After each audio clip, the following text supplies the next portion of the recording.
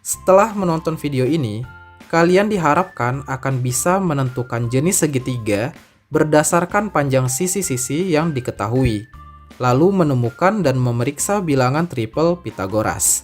Oke, langsung aja kita mulai pembahasannya. Jenis-jenis segitiga. Berdasarkan teorema Pythagoras, kita bisa mengelompokkan jenis-jenis segitiga menjadi 3 jenis, yaitu segitiga siku-siku, segitiga lancip, dan segitiga tumpul. Apa perbedaannya? Gini, perhatikan ketiga gambar segitiga berikut. Misalkan sisinya A, B, dan C, di mana C itu adalah sisi terpanjang pada setiap segitiganya ya.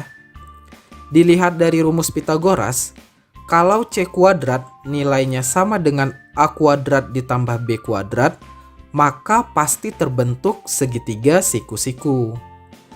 Kalau C kuadrat nilainya kurang dari A kuadrat ditambah B kuadrat, maka pasti terbentuk segitiga lancip.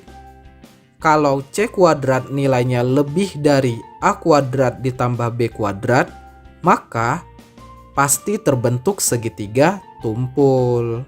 Supaya kalian lebih mudah memahaminya, mari kita praktekkan ke contoh soal. Penggunaan teorema Pythagoras dalam menentukan jenis segitiga. Nah, berikut adalah segitiga siku-siku. Berlaku rumus jika C kuadrat sama dengan A kuadrat ditambah B kuadrat, maka merupakan segitiga siku-siku. Jika C kuadrat lebih besar dari A kuadrat ditambah B kuadrat, maka merupakan segitiga tumpul. Dari yang terakhir, jika C kuadrat lebih kecil dari A kuadrat ditambah B kuadrat, maka merupakan segitiga lancip. Nah, berikut adalah contoh soalnya. Tentukan jenis segitiga berikut. Nah, ini segitiga yang pertama, segitiga ABC. Soal yang sama dengan yang tadi, panjang AB-nya 20, BC-nya 12, AC-nya 16. Kita gunakan rumus yang sama. C-nya yaitu 20, sisi terpanjang 20 kuadrat. Karena ini kita belum tahu tandanya apa, jadi kita beri titik-titik. 12 kuadrat ditambah 16 kuadrat. Nah, 400, titik-titik, 144 ditambah 256. Nah, hasilnya ruas kiri dan kanan sama dengan 400 sama dengan 144 ditambah 256 itu 400. Nah, karena ruas kiri dan kanan yang sama, maka segitiga tersebut dikatakan segitiga siku-siku. Kemudian kita perhatikan contoh soal yang kedua. Di segitiga DEF. Nah, berarti nilai C-nya adalah sisi terpanjang atau angka terbesar yaitu 8. 8 kuadrat, titik-titik, 6 kuadrat ditambah 7 kuadrat. 64, titik-titik, 36 ditambah 49. Nah, ini jumlahnya kan 85 tadi.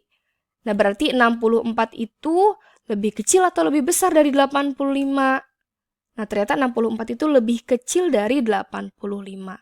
Nah, karena lebih kecil maka disebut segitiga lancip.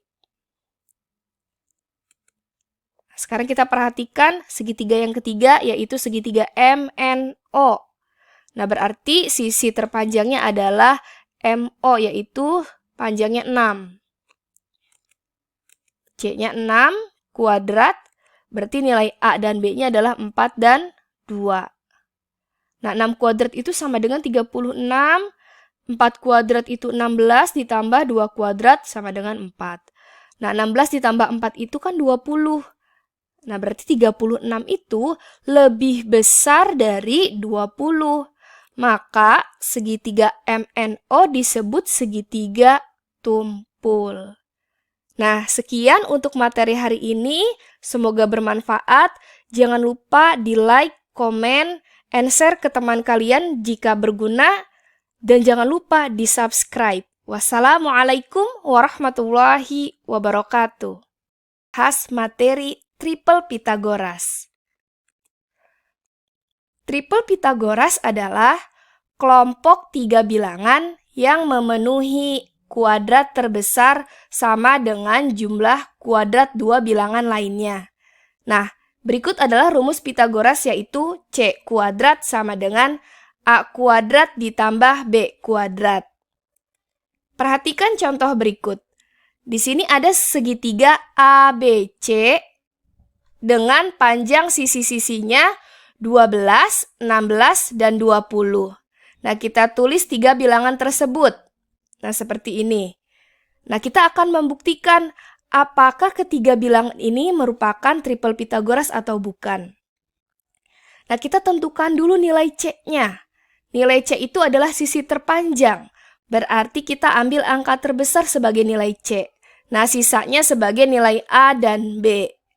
Nah, kita masukkan ke dalam rumus C kuadrat sama dengan A kuadrat ditambah B kuadrat. Nah, kita masukkan nilai C-nya, yaitu 20. 20 kuadrat sama dengan 12 kuadrat ditambah 16 kuadrat. Nah, 20 kuadrat hasilnya 400 sama dengan 12 kuadrat hasilnya 144 ditambah 16 kuadrat hasilnya 256. Nah, ini 400 sama dengan, nah ini jumlah dari 144 ditambah 256 yaitu 400. Nah, karena ruas kiri dan kanan hasilnya sama, maka ketiga bilangan 12, 16, dan 20 bisa dikatakan merupakan triple Pitagoras. Nah, sekarang kita lihat contoh yang berikutnya. Nah, di sini ada segitiga DEF dengan panjang sisi-sisinya yaitu 6, 7, dan 8.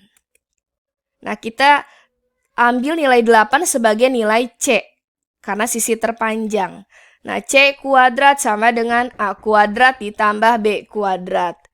Nilai C-nya yaitu 8 kuadrat sama dengan 6 kuadrat ditambah 7 kuadrat. Nah, 8 kuadrat itu hasilnya 64. 6 kuadrat hasilnya 36 ditambah 7 kuadrat hasilnya 49. Nah, 36 ditambah 49 itu kan jumlahnya 85. Nah, berarti 64 itu tidak sama dengan 85. Nah, karena hasilnya tidak sama dengan, maka bilangan dari 6, 7, dan 8 bukan merupakan triple Pitagoras. Dan yang harus kita tahu juga, jika triple Pitagoras, maka disebut segitiga siku-siku. Dan jika bukan triple Pitagoras, maka bukan segitiga siku-siku. Nah, berarti segitiga DEF ini karena bukan triple Pitagoras, berarti bukan segitiga siku-siku. Nah, berikut beberapa tipe triple Pitagoras. Tipe yang pertama, jika A3, B4 maka C-nya 5. Dan ini di bawah adalah kelipatannya, yaitu 6, 8, 10, kemudian 9, 12, dan 15, 12, 16, dan 20, dan seterusnya. Kemudian tipe yang kedua, jika A5, B12, maka nilai C sama dengan 13. Nah, di bawah ini adalah kelipatannya yaitu 10, 24, maka C-nya 26, kemudian 15, 36, dan 39. Tipe ketiga, jika A7, B24, maka nilai C dari segitiga siku-siku adalah 25.